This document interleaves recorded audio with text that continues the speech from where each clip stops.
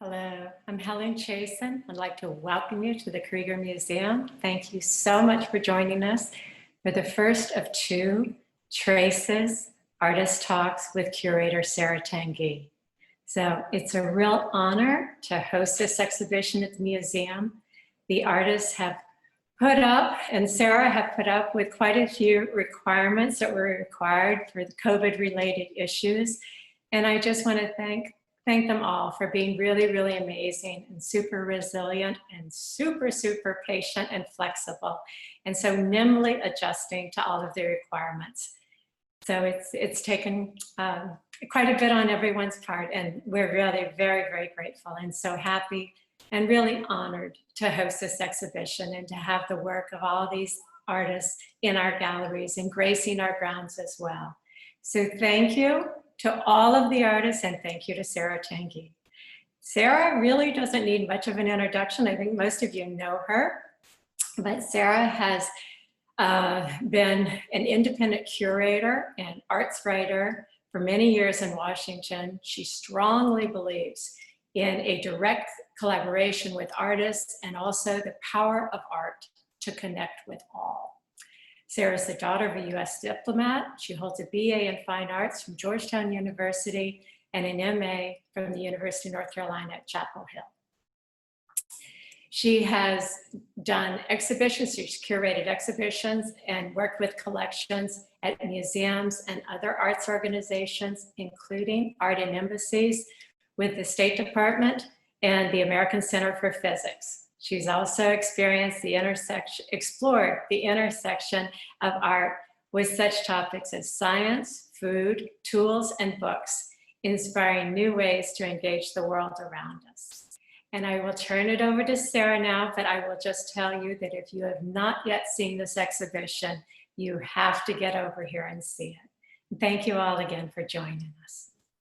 Sarah? Thank you, Helen, for the introduction and for your ongoing support of the project. I'd add my own warm welcome. It's great to have you all with us. And I also want to thank the entire staff at the Krieger and single out Operations Manager Ivan Delgado, who provided logistical support, as well as Sarah Hines, who's the head of public relations and membership. Sarah's the one who shepherded the e-catalog that's available on the museum's website. I'm so happy to have the opportunity to engage with the artists directly. And tonight we're featuring Billy, Katherine, Antonio, and Brandon. Before we start, I'd like to show some images of their works and give a brief overview to provide context. Then we'll talk for about 45 minutes and open up for questions afterwards. As a reminder, please ask your questions using the Q&A function. So when Helen approached me and said, would you like to do an exhibition at the Krieger? She hadn't been the museum director for a while, but I'd gotten to know her by being by having the honor of being the curator for the Krieger's 20th anniversary exhibition. And I have to add that I was also there when the Krieger premiered as a museum, when it made the transition from a private home to the museum that it is today.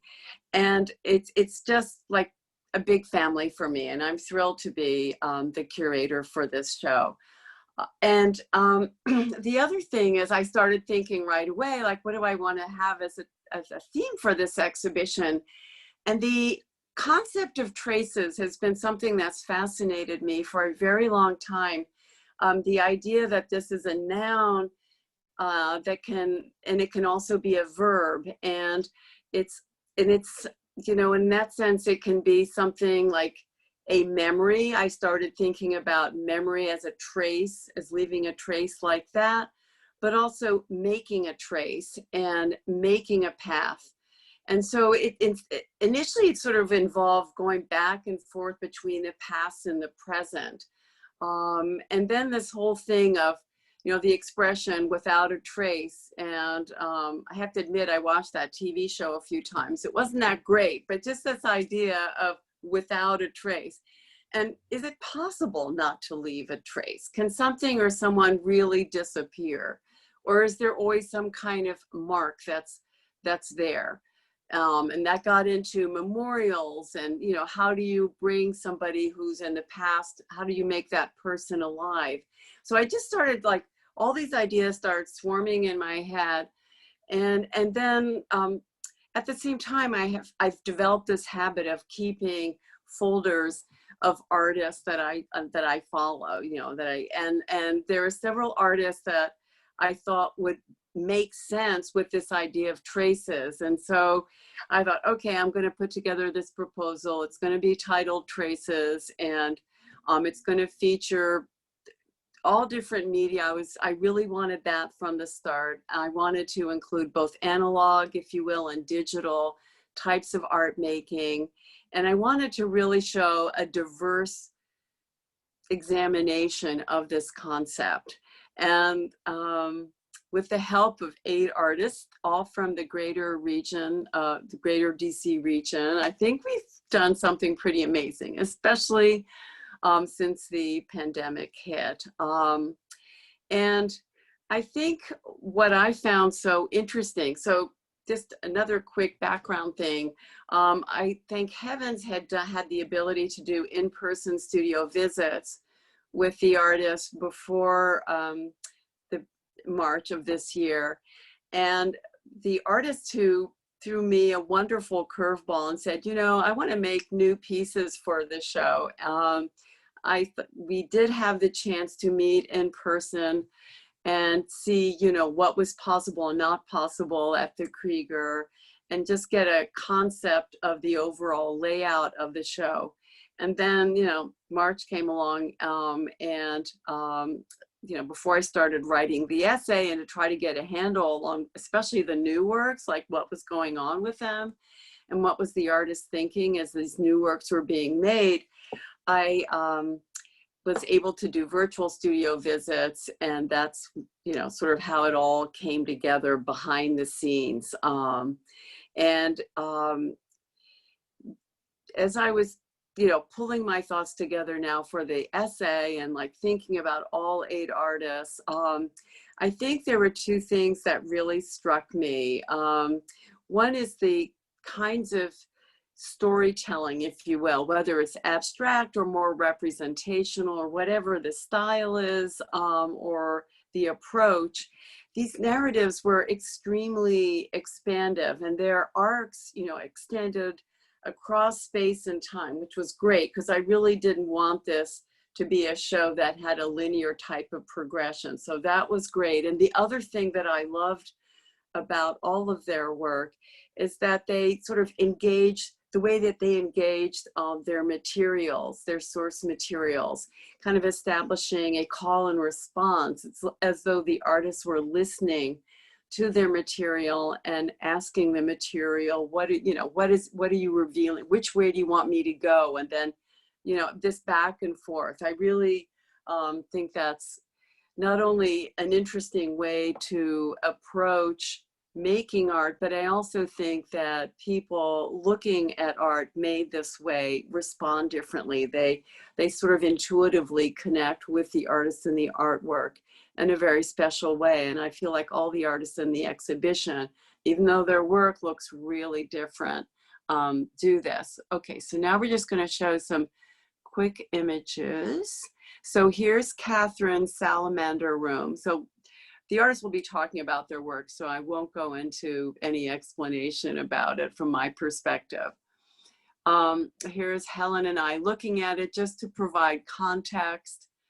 And here are some details where you can start to see the organization of this really large work on the left, and then a detail on the right where you can really see the variety of paint application, the energy, and, you know, the passages that are more painterly with more just gestural strokes.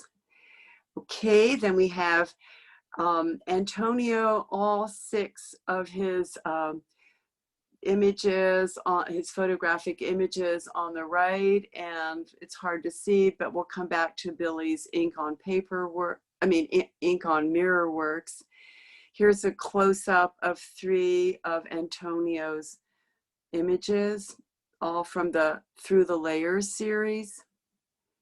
Here I am just showing everyone that it's really interesting and it's kind of important, although not absolutely necessary, to use 3D glasses and the kind of magic that occurs once you put them on.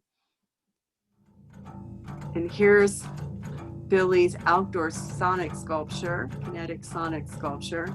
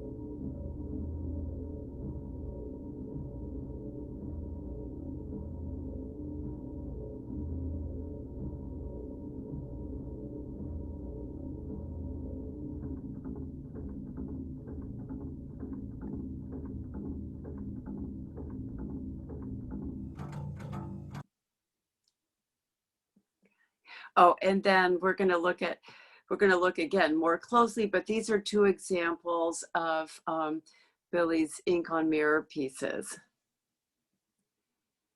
You can see Helen and I, once again, we did a tour. It was my first time seeing the exhibition completely installed, and I was like a kid in a candy store. I was so excited. And then here's Brandon's generative video and sound piece called Ambient Distress in the Thicket. Sorry.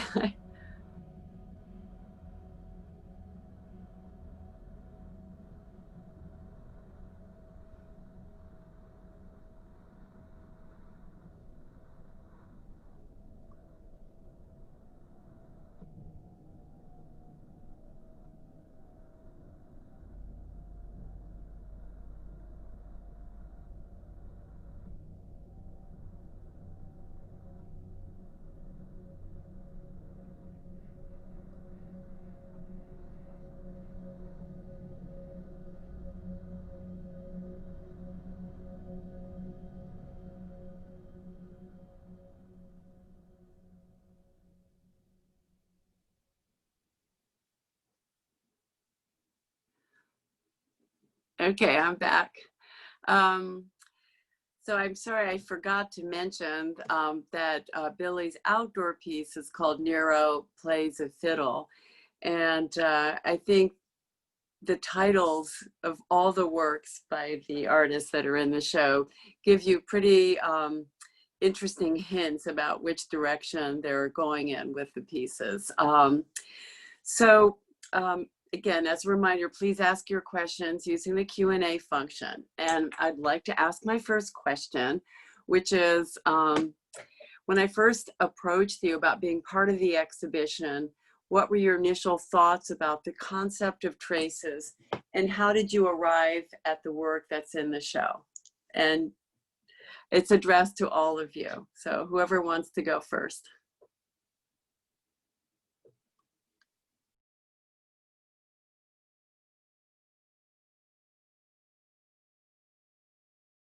Or I can call on you. Can you hear me? You can't hear me. Wait, did you hear me? We can hear you. Oh, okay. All right, Billy, then you get to go first. That's what I get for speaking up. Well, first, thank you so much for including us and for that great introduction. I think it's been such a long journey, like thinking about this show, and since you first approached us and where we ended up. And I think when you first approached me with first of all, I loved the theme. It was something that I think about a lot with the work that I've done in the past with drawing machines and tracing walking paths. And so it was kind of like just easy to jump into. And then I think initially I thought I was going to be making some kind of drawing machine or something that would be in line with the work I was making 3 years ago, or I guess it was 3 or 2 years ago when we first started this process. And then it just really shifted quite a bit. Doing a lot of visits to the museum really affected the way that my process unfolded. I think just being inspired by the collection and the library, I looked at the books that they've collected, and also just the kind of sonic aspects of the space, and that all kind of informed the process. And then talking with you and talking with Helen and Ivan throughout the process, all of those things have been influential. And so I guess in terms of what you said, listening to the materials and the call and response, I think that really sums up my sort of approach. It was very much a dialogue, and I think all of those influences played in as I developed it.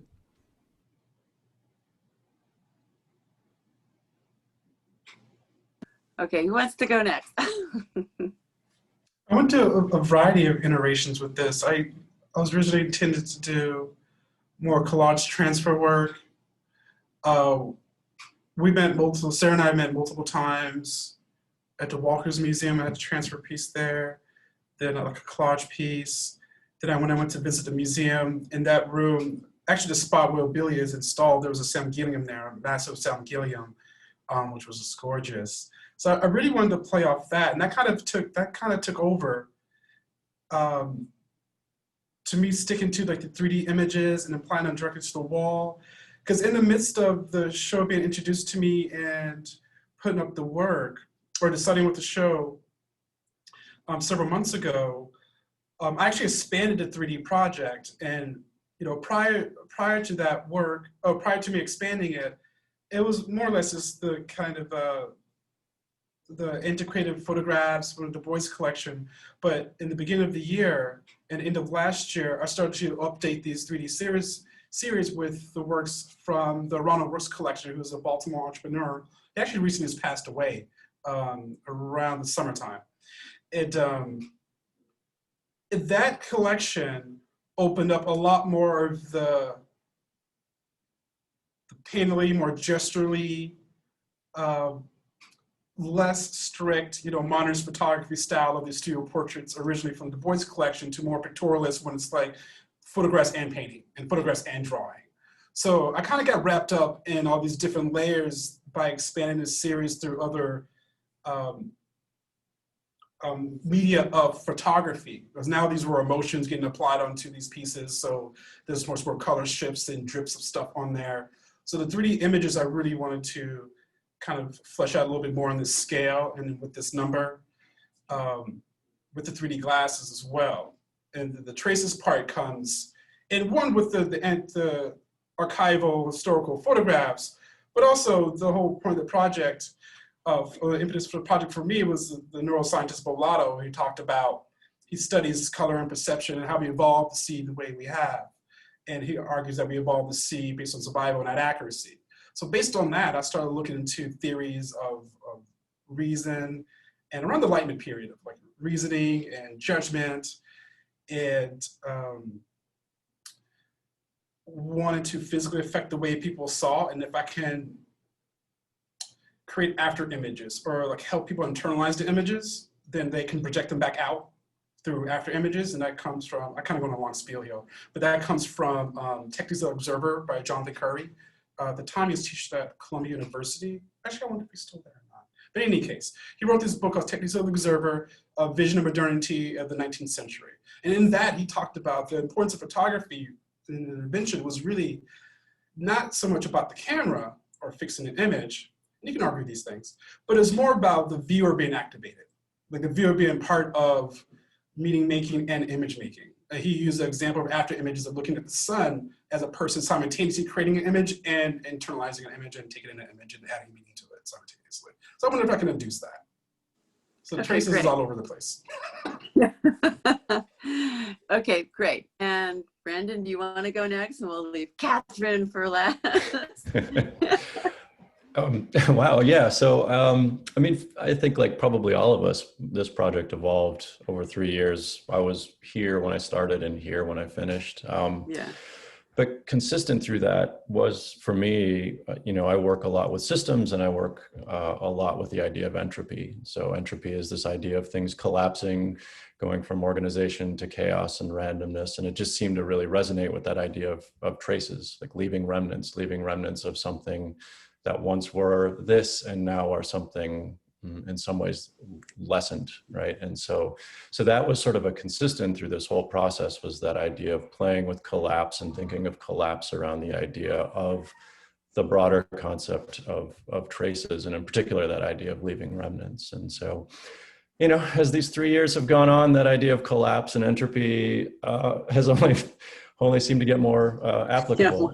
And so it just seemed to kind of gel, especially in the last, the pieces it is kind of came together in the last 6 or so months. And it just kind of seemed to kind of just gel around this idea of showing the remnants of something and playing with that idea of entropy. So.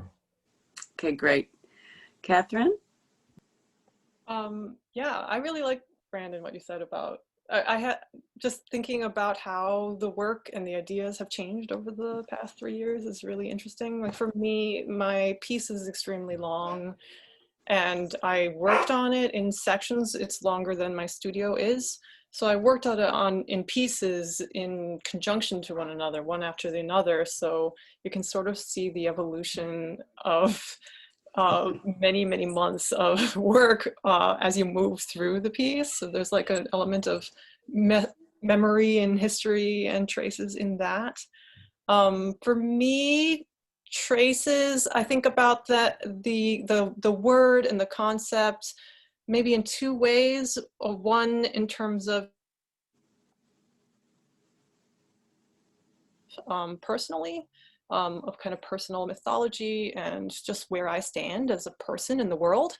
And then also traces also, I take it in a much more immediate way, materially. So my piece incorporates a bunch of older failed paintings. I cannibalized a lot of older work, just like scraps of paper that I had around the studio, old cyanotypes that I didn't know what to do with, but I had held on to. And I just kind of inserted them, started weaving them together and bringing them into this piece, which is, it's a 2020 painting / installation, but it's incorporating material that existed from 5 years ago, 7 years ago. And so there's like a very literal kind of tracing that happens in that. And then in terms of traces and memory for myself, I think that is something that's always been a constant in my work, is that I'm constantly battling or dealing with fragmentation and who I am as a biracial person in America.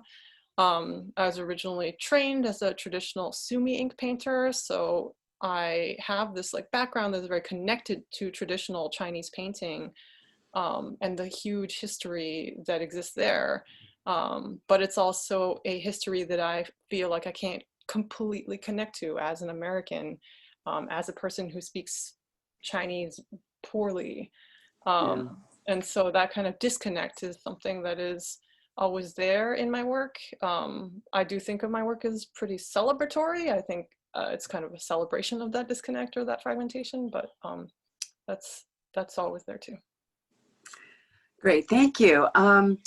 Okay, I just want to dig in a little bit more. I think people would be interested in knowing sort of specifically the kinds of either material, like physical material, or some of the ideas, or just maybe another way to ask is, can you go in a little more and be a little more specific about the imagery in the work that's at the Krieger, and what inspired that, or what's the backstory of the type of imagery that is used in your work? I think that would be helpful. Yeah, I can go into that. The call and response that you referred to in your introduction, that's something that I am definitely dealing with and thinking a lot about when I made Salamander Room. I mean, the title is literally stolen children's book that was written in the 90s about a little boy who brings a salamander into his bedroom and then slowly turns his bedroom into a forest, essentially, obliterating reality in favor of magic. And that's something that I am always looking towards doing in my work, creating immersive spaces that are connected to history and the history of landscape painting and abstract expressionism and Chinese sumi ink painting, but are also unapologetically escapist and romantic. Another call and response thing is I look a lot at the Mogao Caves, which are a series of caves in Western China near the city of Dunhuang, which is in the Gobi Desert. These are these Buddhist caves. There's thousands of them, and they are carved into a cliff face. And they are, each of them are filled with murals and are transportive. I've been lucky enough to visit them. They span centuries. The earliest ones are from 400 AD, and the most recent ones are from 16th century. But just imagine going into a carved out space in a cliff and every single surface is covered in decorative, narrative, abstract painting. And the action of painting these Buddhist narratives is it's not just to create a painting, to create a finished piece. The act of painting itself is a magical act. So they're once creating like a magical other realm, and then the action is one of magic as well. And so I'm trying to kind of respond to that way of thinking about making art.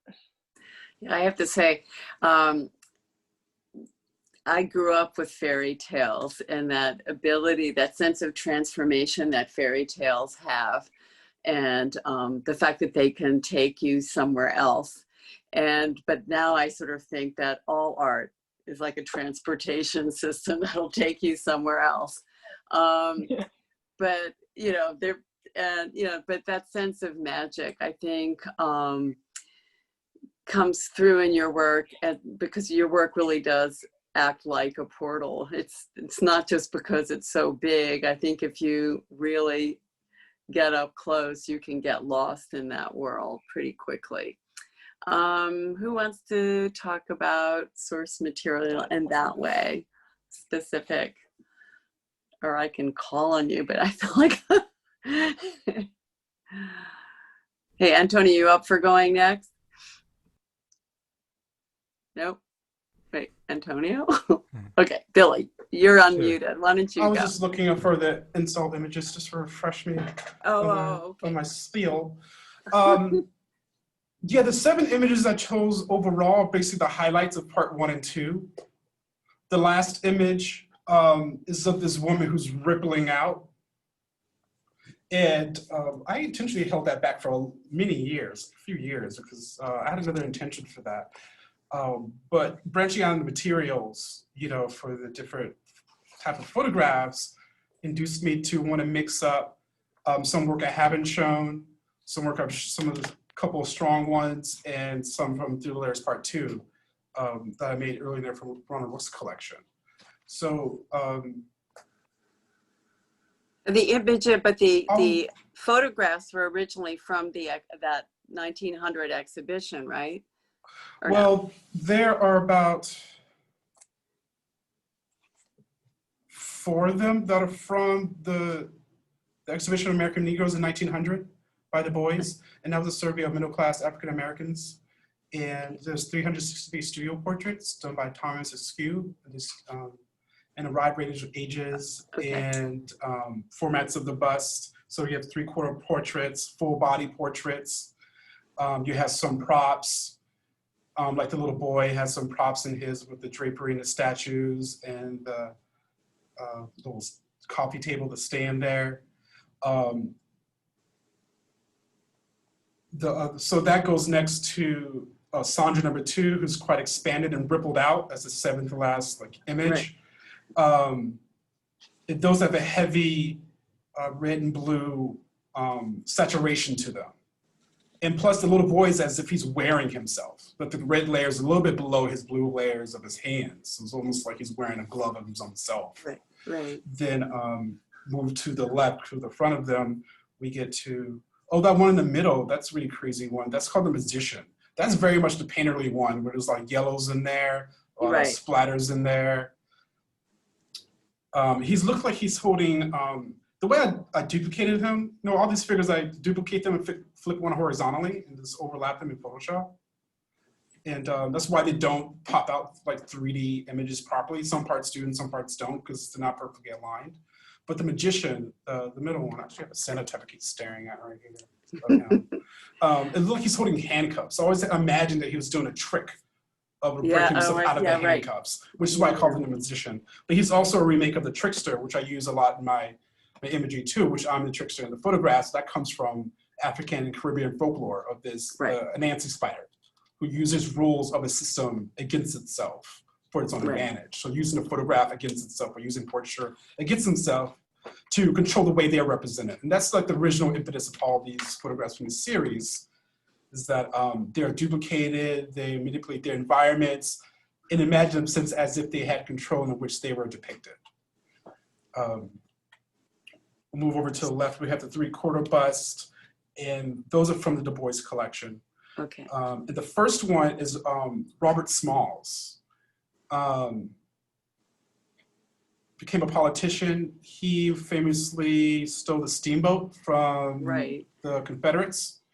He worked on steamboats for a number of years, I think 2-3 years. And he was concerned that his family was going to be split up and sold. So he rode this steamboat with his wife and a few other Black people, and they snuck into Northern Territory. They had to pass at least 3 Southern Confederate checkpoints until they reached to the Northern one. And having worked on boats, he knew the gestures to get past the checkpoints. So he disguised himself as the captain of that ship in Confederate attire and did the hand and flag gestures, and that's how he was able to get past those checkpoints and go to the north. So you have this kind of, in my eyes, a prestigious kind of portrait with his full body. He has his hand on his elegant chair that's also duplicated. It's probably the only full body one there too, which is why it's important that it starts off the show. Then we end at the very tripped out great point. There's all this transition going on. Then we get to a point where there's no background. This person's just like duplicated 20 times, like they're rippling in space. And it was a good show to kind of flex all these different things out. Usually the shows are like, I'll show the boy stuff or the Ronald Book stuff, and I group them together for the most part. But this was kind of like to do all some of the hits and show some of the work I actually have not shown in this series together to kind of open it up a little bit more. All of it was initially about representation of how can I give these people powers or some abilities they don't normally have. And I like the conversation around fairy tales, because a lot of my influence, a lot of the work I do is like taking ordinary people who've done extraordinary things. Maybe they were activists, or they were protest, or they survived something, or stuff like that. But a lot of that comes from my childhood experience of being obsessed with the X-Men. And like, you know, it is a metaphor for like race and like, you know, class and income, as well as like these ordinary people who mixed into the population that had these special abilities, but yet they were chastised a great deal. You know, they could do so much, yet ordinary people just couldn't handle it. And I apply that to all these people that I do. Is like these ordinary people with special abilities and not doing anything special other than protesting or organizing or surviving an instance. And I get wrapped up in that a great deal. And some of the titles, like Sandra, like the last one, Sandra, she looks like my cousin Sandra, so I just apply those names to them. I just ruthlessly apply these names to these people. It's like, you remind me of my grandmother, so therefore your title's Liddell, so now I have the family in there. And I become surrogates with some of the images, or I become them or they become me, so it's all of that too. Yeah. I think the first impression, when if you've never seen any of your work before, I think the first impression, it's just like this incredible presence the figures have, and like this sense of mystery because we don't know who they are, and it's all like not properly aligning. And I think it automatically gets you thinking like, what the heck's going on here, and then you can keep going from there. Oh, I that's know, a good Billy. point. Yeah, I wanted sorry. to say something real quick. Yeah. The anonymity is actually an important part of it, and why I kind of jokingly said I ruthlessly apply my family and myself to them, because in the Du Bois collection, they were shown anonymously. So Right. there's room to fill in stuff of them. As some of them, I do have names, and I make that the titles of these pieces. Okay. But I do think that's important. But the Ronald Rooks collection that I did earlier, they're quite specific people. Okay. Great. Thank you. So Billy, do you want to go now? Yeah. Sure.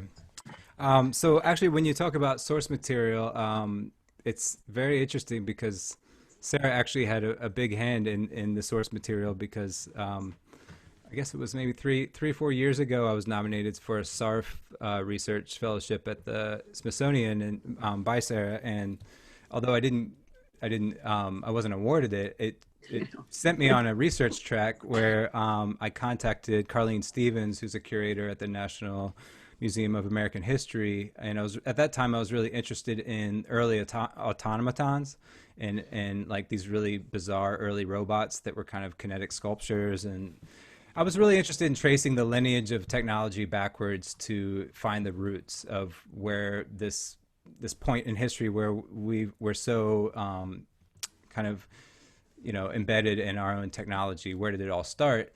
And while I talked to Carlene Stevens and looked at over these old automatons and made 3D scans of them, and I thought I was going to do a project on them, through our conversations, we started talking about other collections there, and I found a couple of really influential things, although not necessarily there, but things that emerged out of our conversations, like this one drawing by Samuel Moreland that was for something called the tuba stentora phonica, which is a speaking trumpet. And I just found this drawing so interesting because it was really it was just a man with a trumpet, and then all of these sound waves coming out and bouncing back to him. And I thought, this is just it just feels so of the current moment, that we're all projecting our voices out into the void and they're all echoing back to us. And at the time, this concept of the echo chamber was being talked about quite a bit. And so I really became interested in that image. And then another work out of that same study was the phonautograph, which was an early machine built for recording sound, and it used a stylus, and actually at one point they hooked it up to a cadaver's ear, and they would speak into it, and then it would vibrate and basically subtract soot off of a piece of glass. And they've actually, the Smithsonian has now gone back and they can transcribe these sooted glass sheets, and they can pull out sounds of people singing or yelling out of them digitally. So in looking at those sort of like older pieces of technology, when it came to the Traces show, those were sort of ruminating, but I didn't know how they were gonna resolve. But a couple of things with the Krieger kind of connected. So one was that the Kriegers would often invite musicians back to their house to play after concerts, and there was a duet that they would play, the Scherzo duetto, where they would it was kind of a parlor game, where they would face the same piece of music upside down. One would be reading upside down and one the other way, and they would play this duet back and forth. And then there was also the architecture by Philip Johnson that was sonically tuned. And then finally, just the sculpture garden, the George Rickey piece that has two arms that are kind of moving kinetically. And so I just was really interested in like sort of this conversation, something bouncing back and forth. And that's where basically that all led me to this. I knew I wanted to do an outdoor piece in the sculpture garden because I just love that space. I just think it's phenomenal. And so that's what led me to this large tube that I found in a remnant shop. And So Samuel Moreland would actually, he wrote about when he made this speaking tube that it was going to be used for surveillance, it was going to be used for warfare, and that it was going to help them with all sorts of economic things. And I just thought, you know, the menace of that, playing off of what our leader right now, or our president, is using that tool of projecting his voice, was pretty ironic. And Yeah. so I wanted to make a piece that kind of embodied a lot of tension. But also at the time there was a lot of, I mean, just like, you know, terrible things going on with the environment. So I wanted to play off of that with that outdoor sculptural piece. So the sounds are meant to be slightly annoying, grating, and ominous to some extent. And then on the inside, the mirrors were found mirrors that I coated in ink and subtracted out the sort of sound waves, and that's all based on the Samuel Moreland drawing. So thinking about how I actually transcribed that drawing onto the first mirror with one set of concentric rings, and then did a second one with 2, and then 4, and then 7 to kind of just depict this kind of ever multiplying echo chamber. Great, thanks. Brandon? Okay. Well, for, I guess starting with source material, for me, it's really oddly specific with this piece. Everything kind of came from these images from the aftermath of the eruption of Mount St. Helens. So I don't know, I guess I was about 6 when that happened, and those images have always kind of stuck with me.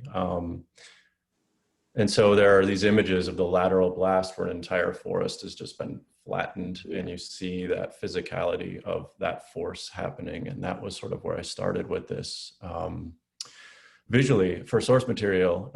But I've always like been interested in drawing those moments out. So finding those moments, those cataclysmic, dramatic moments, and finding ways to stretch those out. And so for me, like, typically I work in software, and I just kind of work towards building these routines which allow that to kind of play out and happen either in a different kind of time scale. That's something that I'm kind of interested in. And you know, working in software is interesting because it allows you to build some of these systems, to simulate some of these ideas.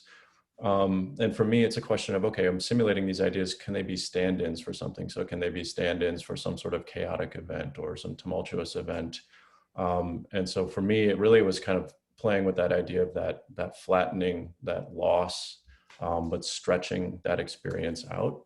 And also recontextualizing a little bit, because it's kind of an odd source material for the piece, because that's a sort of obviously a very natural phenomena. That's something that we have no control over, but my primary interests are in the things that we're doing to broadly to make life terrible, you know, like how bad things are. And so there's a bit of a disconnect in terms of the source material and where the piece ended up coming from, but they're all coming from that same place: systems of collapse, systems of chaos and conflict and things like that. And so that's sort of how the piece kind of came about. And it's just this drawing out of a system going from one state to a collapsed lesser state. So, yeah. And I just seeing the clip again tonight, I was just struck by the pacing. You know, it's kind of relentless. I mean, it's like it's like being on a ride, you can't get off.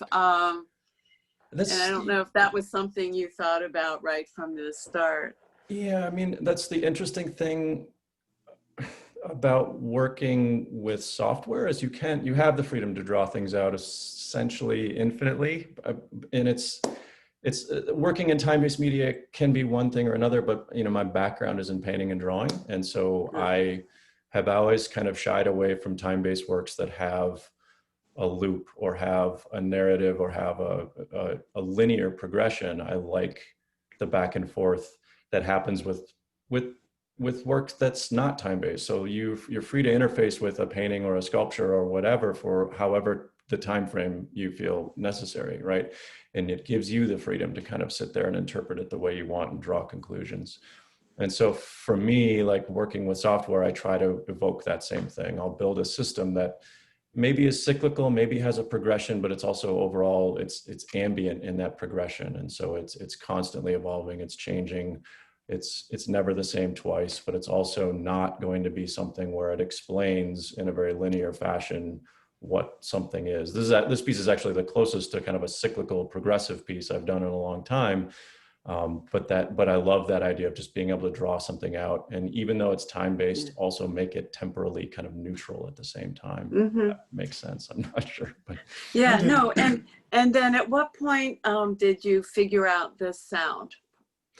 Late in the game, like I kind of knew I wanted to do something different with the sound with this piece and score it a little bit more than I have anything in the past. And so typically I'll just kind of create one tone that fits a piece. I'm not musically inclined at all. I kind of just create a tone and it suits the piece. It sets the scale, it sets the pacing.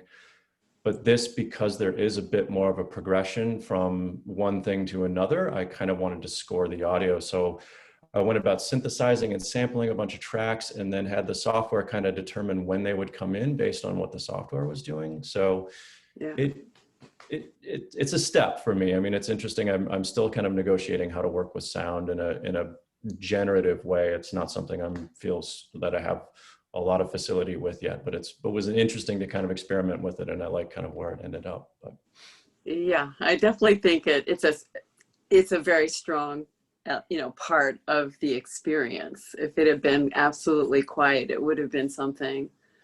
Yeah, it's interesting with else. With time-based work, I guess what I found is with time-based work that's wholly invented, like it's not shot in a camera, there's no sense of root in a real scale, that audio does a really nice job of like setting an intended scale. So the tone or the pitch or the pace will take abstracted work, abstraction in a time-based sense, and give it a sense of scale that I think can help deliver it one direction or the other. So, I think it also helps situate you. Sorry. Did you watch Chernobyl on HBO? And this is open to everybody. Like, I watched it at the beginning. I watched it at the beginning of the year, and it was crazily poignant. It was like crazily timely, and it talked about. So the link I'm making between you and Billy.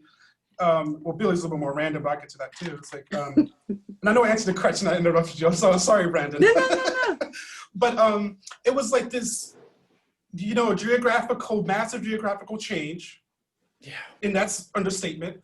But what was the catalyst of it all was like the institution, like how much they tried to preserve themselves, and what was at stake for the state to preserve itself. Yeah. So I got interested in you talking about this landscape that was wiped out. Then I was thinking about Chernobyl. Then I was thinking about, the current times we've been in pandemic, like how it's so important how the state does that. But in the midst of like protecting themselves, or do you protect the people? Then it's like the state's not the people, in these instances. So yeah. I hadn't thought of Chernobyl that way, but I like that connection. And it's also like you think about the interplay between ecology and what we're doing and what happened, especially in the last 7 months. I mean, there was that phenomenon when we all shut down where like the wildlife decided to come back into places it hadn't been for a while. And there was this kind of weird interplay that started to happen. Yeah. Yeah. Very, very heavy. My husband and I have spent a fair amount of time in Russia, me and my husband, the former Soviet Union. And one of the things that struck me is not only what you just said, Antonio and Brandon, but also how good they were at recreating being in those days, whether it was the sets, just everything. It was really eerie. But that first episode, that is just, it's very visceral. I don't even know if you can say very visceral, but it's visceral. So you started at, I think I would like to ask, just because, did the work change because the work and then the show is still evolving, when it became clear that this was going to be a pretty catastrophic pandemic? It wasn't just something that was going to disappear. And I don't know, I mean, for me as the curator, sort of looking at it as a meta project, meta voices, it just seemed that there was a lot more relevance in terms of, if there was an ecological component, say, or if there was a social justice component, or It just seemed that all of a sudden these works they'd be the same works maybe, but if it hadn't been for the pandemic, and I don't know if you adjusted your thinking as you were finalizing the work, or, or just now looking back at the finished work, if you sort of see it a little bit differently as a result of COVID. No?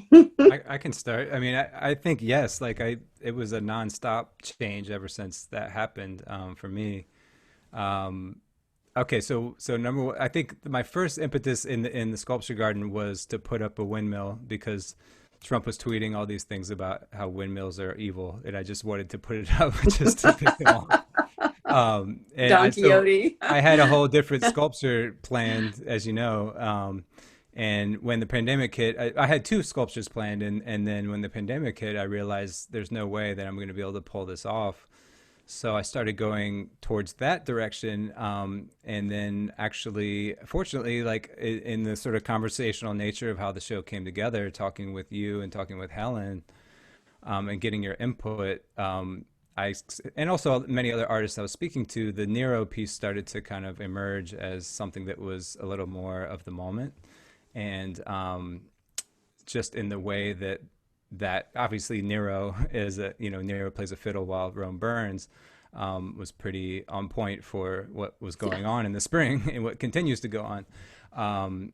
But also I think the ecological terrors that are going on, and the just all these tensions and divisions and all of that kind of rippled out.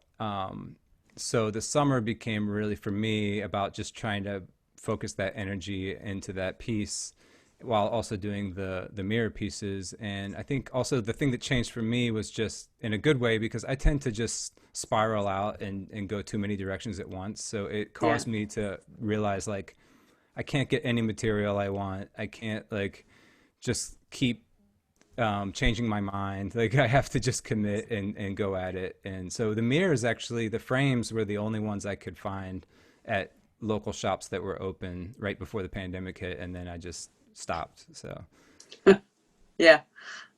Anyone else want to say anything about that? Billy, you talked about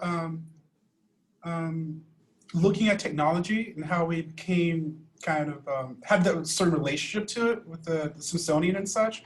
Did that come into play during this summer? One thing that I grappled with was my consumption of social media. I really had to be conscious of my relationship with that and change my whole relationship to dissemination of information on tech. Oh yeah, I mean, completely.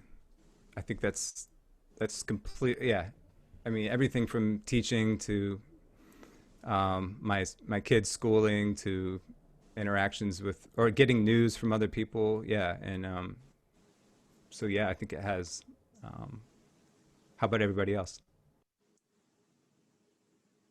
I think the kids schooling thing, that's like a very literal and huge difference that the pandemic kind of thrust upon us. I have a 5-year-old and a 3-year-old, so the work definitely changed because it's always hard to get work done when you're an artist parent, but suddenly it was just upping the difficulty level by I can't even say how much. I'm still kind of like You're in still shock. recovering. You can probably hear them screaming right now. So it made, for me, just the process of making the work changed. It suddenly became a lot more late nights and painting instead of sleeping, and not necessarily in a healthy way. And I mean, we did it, so Yeah. we made it through that particular gauntlet, but it's not even over yet. Yeah. Yeah. Oh, there's also a question in the Q&A for everybody about Okay. differences in previous work in the theme trace. And I think that actually also connects to the pandemic. One thing that has been an evolution in my work for more than just the pandemic period, but I feel like it's really at top of mind right now. I used to think about my work in a very material-oriented way, almost purely formally. So I would talk about chance and chance operation and different abstract languages. And being an Asian American, more into work. Oh, sorry. No, you're back. You're back now. Yeah. Instead of like purely formal, I've started to more unapologetically accept my identity as an Asian American in my work. And that is something that I kind of used to shy away from. And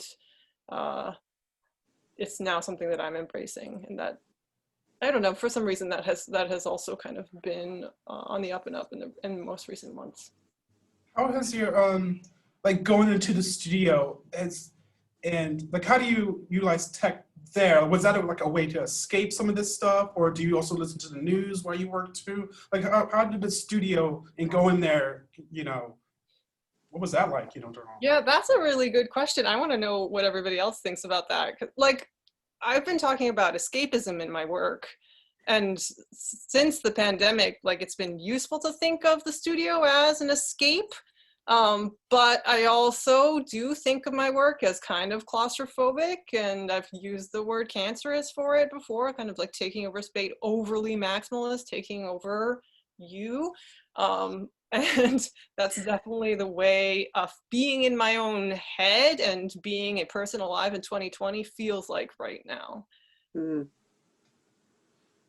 What about you guys? Are you all listening to the news constantly while you make your work? Because I am, and it's not healthy.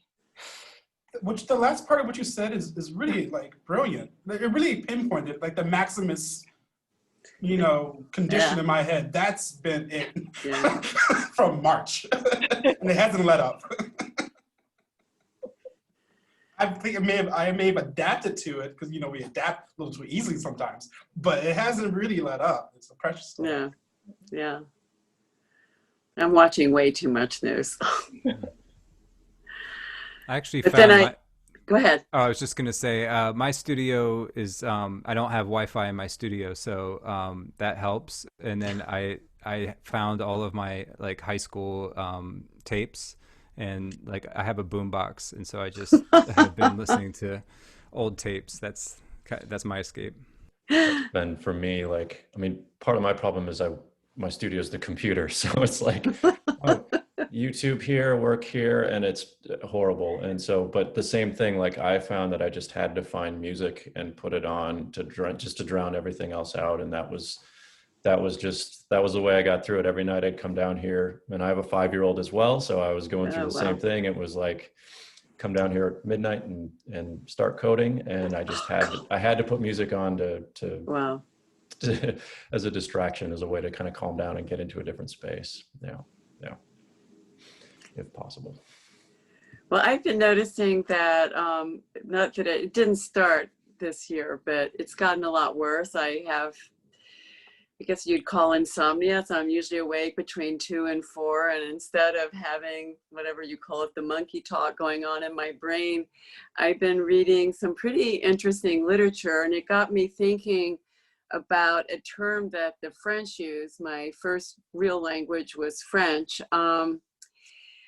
Dorveil, which means sleep wake. It's a compound word. And the French highly prized that at a certain point because they felt that that was your most creative part of your 24-hour cycle.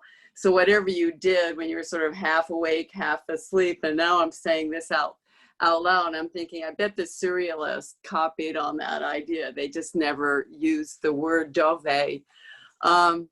But the books I've been reading have been definitely fiction.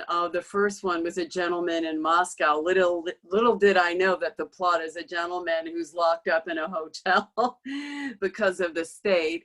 So, you know, even though he had access to the whole hotel, it was about living, you know, like your room was your, it's like being in prison. Well, basically was in prison, but it was a really nice hotel. And then then I started reading some science fiction, and then that turned to be about sort of the apocalypse and, you know, people coming in and harvesting solar energy and how does the human race survive. And I just, and Antonio and I have talked about this. I read The Vanishing Point, and that was not The Vanishing Point. What is it called again? The Vanishing Half.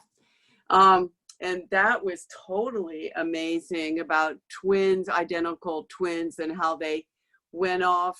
One passed as white and one didn't, and, you know, stayed, if you will, stayed black. And that was interesting, but again, sort of fiction. And the last one was Piranesi, which is really out there in terms of being stuck in a house with many rooms.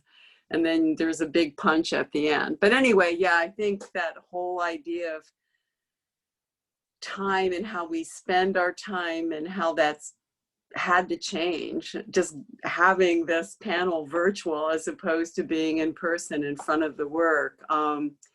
It's, I don't know, in some ways it's like, it gets me thinking that we're all preparing for this, you know, for not having our bodies anymore. And one of the big joys I love about having a body and enjoying and getting into and experiencing art is that it does put you in touch. You know, it definitely reminds you of touch and how important the body is as its own portal, if you will, to experience. And as much as, you know, I'm glad we do have the virtual option, it's still virtual. Let's see what other questions we have. For Katherine, with the theme trace, how did it show a difference in your previous, oh, that's one you asked. Okay, hold on.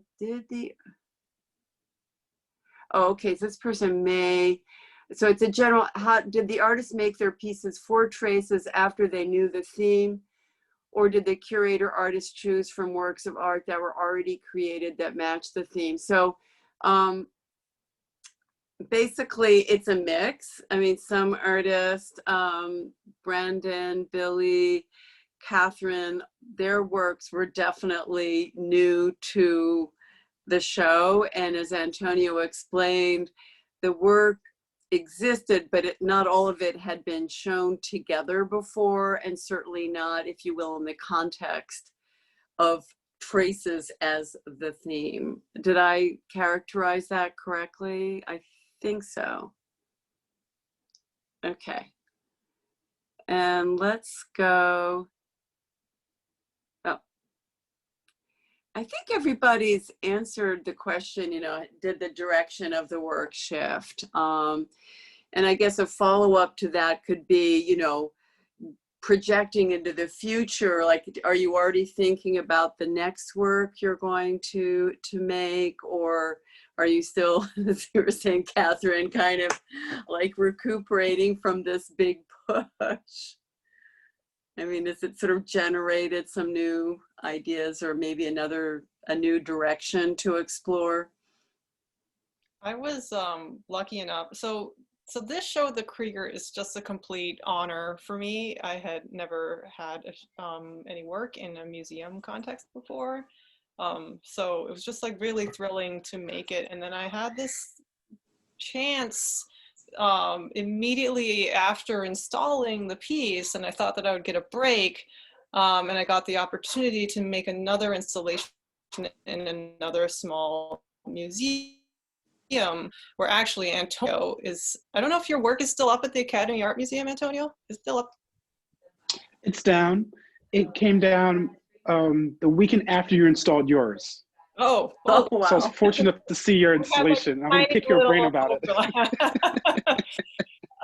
But they reached out to me right after installing this, and they gave me like less than a month to make a huge installation. Lawn, Yeah. and it was a complete joy to make that piece. Totally different kind of feeling. It's an outdoor piece. I made it on vinyl, so the sunlight kind of shines through it, but I took a lot of the same kind of lessons that I learned from making this work and reiterated them in this new piece that just went up a couple of weeks ago. Wow. Anyone else want to comment on that in terms of maybe new directions, or, you know, the next piece when you have a chance, like where you're thinking of taking your work?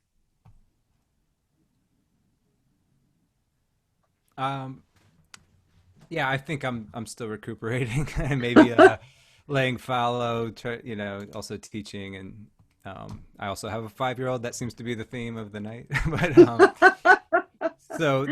But this definitely, it was like a big push to get out of my comfort zone in a few ways, and so I definitely is going to carry forward. I guess what was really interesting and I also was really excited about the space and responding to the space, having an outdoor piece that's like big and kinetic, and then having these quieter indoor pieces felt a little bit schizophrenic, like as I was making them. But now I enjoy that kind of polarity, I guess, and I can Yeah. see them growing like together, and that's what I'm looking forward to next, is like continue to explore how they can maybe become synthesized in some way. Interesting. Interesting. Yeah. I mean, people have asked me, you know, of the new works in the show, which ones can only live at the Krieger. And I think with the 4 of you, I think they could all go somewhere else, maybe, you know, in a new context, maybe something added, you know. But I think the only one, and we'll hear from Rania Hassan next, November 12th, 2 Thursdays from today. That one, I think she'd have a hard time. You don't have any images, so there's no, you know, sort of no context, but that piece lives in the stairwell of the Krieger Museum, and I don't know how that shape would work and everything else if it weren't at the Krieger. I'm seeing, let's see, any more questions? I transitioned to, Oh, go ahead. I've been going full steam ahead. I actually haven't slowed down at all, and I need to. This is actually, sorry talking too loud. This is one of It's good. It's working. 2 weeks that I'm actually consciously taking a break and like resting. I'm also teaching as well, and so I'm doing 2 artist in residence programs. So I'm in Viz Arts right now, and I'm doing these geometric extraction stuff, collages things, inspired by these. Oh, interesting. And I have a show up at a Care Museum, and those pieces are made over the summer, and they more or less started when all the protests and riots started. So those are rough 6-foot collage type portrait landscapey things that are just like very visceral to me. And Yeah. and that's in part why I'm slowing down. I kind of just been making stuff, but I feel a little frantic. So I've been slowing down, trying to read again and get back into like the research part of it, because I've just been having an urge just to get stuff out. So I feel a little disjointed because of that. But I have some opportunities to kind of help me get back in focus, hence the Viz Arts and stuff like that. Great. Well, I think we should, you know, speaking of taking a break, maybe we should wrap things up now. Definitely want to thank you. It's been, as I said, it's been a big thrill to have the chance to speak and with you and hear you talk with each other, because that would have happened very organically if we had had a reception or even a preview, you know, previewing the show together and just sort of exchanging ideas. So I really appreciate you all being here tonight. I think what we're going to, we're going to have one last screen that's just going to talk about, you know, give you the information about the Krieger.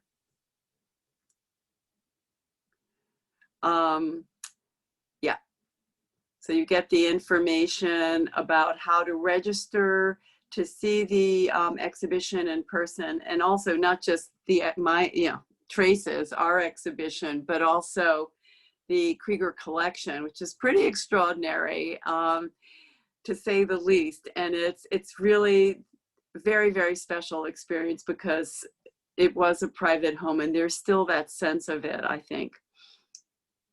And I want to wrap up literally by saying thank you so much to the Krieger again for hosting this tonight. Bye, everybody. Thank you all. Bye. Thank you. Bye.